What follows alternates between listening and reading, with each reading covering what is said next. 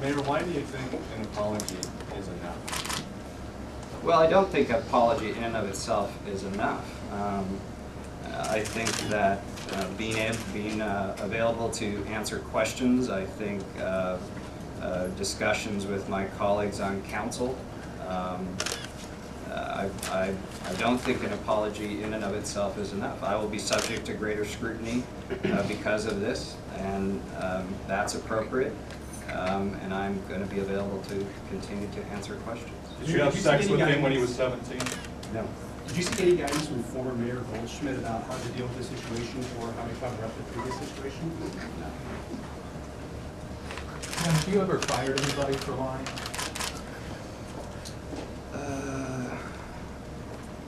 I don't recall that I have had. I guess I want to know what consequences beyond being available to the public, beyond coming clean, beyond apologizing. What consequences, honestly, do you think we should face for this? Well, I'm facing them. I'm being held accountable, which is appropriate. My reputation has been impacted. Friendships have been impacted, and that's appropriate as well. Situation? No. Have you ever fired anybody for lying?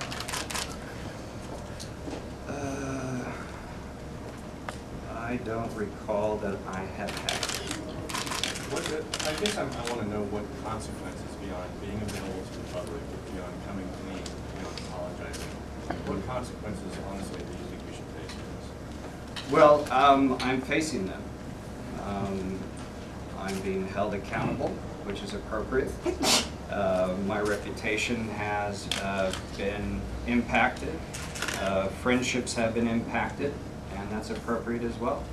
I'm going to be subjected to additional scrutiny. I'm going to have to work hard to regain people's trust, for which I know I have lost. So I have work to do. Commissioner Leonard spoke up on your behalf back in 2007. I know he's still supporting you, but very upset about being lied to. What did you say to him when you talked to him last night about this? I called to apologize as well, that I hadn't told him the whole story, and said that I look forward to sitting down with him and talking about it more. He wants an investigation. We have transparency now in this investigation, everything open so that we can vet this. We have made all the documents available. We'll make them available again. Yeah. What about Beau Breedlove's parents, Sam? I mean, we've got a 42-year-old man or 44-year-old man trying to date their kid. He was 17. We went to his party. Before he was 18, and you're betting him. I mean, Before he's 18? no, I didn't say that. Oh. When he's 18, you're in love with him. Well, this was a consensual relationship, but again, I don't think it's appropriate. I don't think it was appropriate for me to have that relationship. What would you say to his parents? Or have you talked to them? Have you apologized to them? No, I hope to, but I just got back into town, so Yeah. I've got a lot of people to talk to and a lot of people to apologize to. Mayor Adams, you characterize this as a mentoring relationship, and I would like to know how you would suggest to people throughout the city of Portland who volunteer their time to be mentors for people of all ages in this town, how you would suggest to them that they discuss this issue of taking a mentoring relationship and having it become a sexual relationship, and how you would have them address the issues of power inherent in such a relationship. Well, again, it was an error on my part, and Beau wanted to meet with me to give my advice, and the relationship developed after he turned 18, and again, it was inappropriate on my part, and I'm the one that should be held accountable. I was the older adult. How do you suggest to mentors throughout this city that they address that in the context of their own mentoring relationships? And how do you suggest that the mentoring relationships are such an important part of the volunteer network of the city? How do you suggest that we retain the strength of those relationships in this very public shaking of confidence in mentoring relationships? Well, I think that Portland is very lucky to have a lot of very successful mentoring relationships. And this particular relationship You know, started out with Bo asking for my advice on a specific topic, and over time changed. It was consensual, but not appropriate, and I'm sorry for that. And I think it's an example to other mentoring relationships on mistakes to avoid. Mayor Adams, what is your response to members of the gay community who say that you're held to a different standard, and your personal life is held to a different standard because of your sexual orientation? In what way? In regards to inquiry into it? I think this is fundamentally an issue of a public official lying. I don't think that this fundamentally is an issue about sexual orientation. Other people can debate that, but for me, you know, it's about an error in judgment and seeking to make amends for that by being very upfront about the mistake and not carrying it on. You You could were have been supposed to be upfront in before the Washington election. DC today for the inauguration.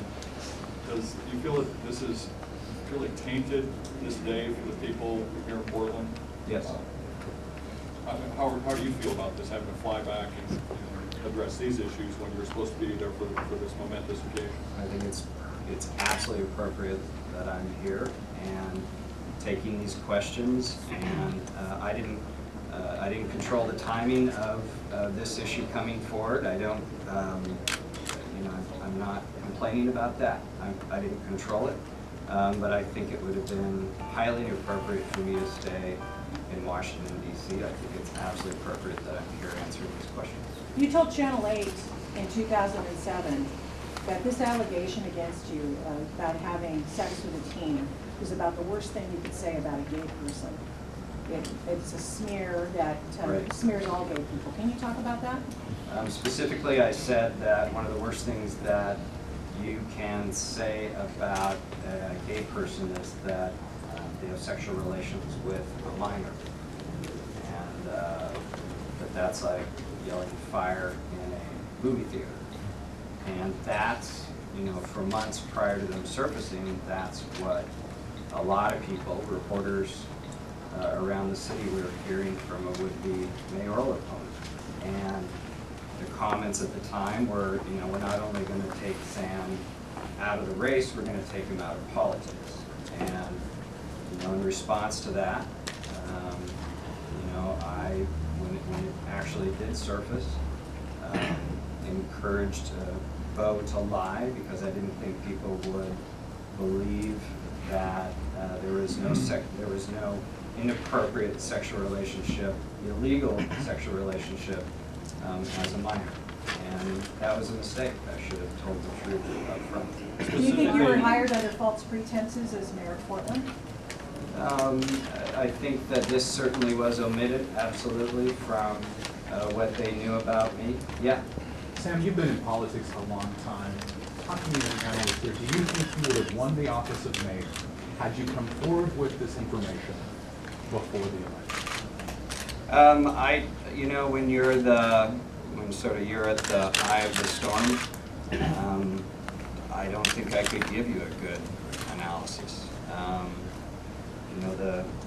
The allegation coming at me was sex with a minor, and but still, you know, I should have told the truth at the time and taken the consequences then. Did you lie to get elected? Did I lie to get elected? I definitely lied to avoid what I thought was another lie that I couldn't overcome. So, in a way, yes. Do you expect to get away with it, Mayor Adams? I expect to get away with lying. I think that's going to be up to my colleagues and the people of Portland.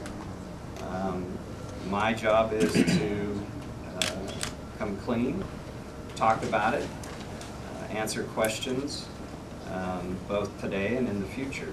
And it's not entirely up to me. Yeah, do you think this impacts your ability to build the necessary coalitions to solve some of the city's problems? Say that again? Do you think this impacts your ability to build the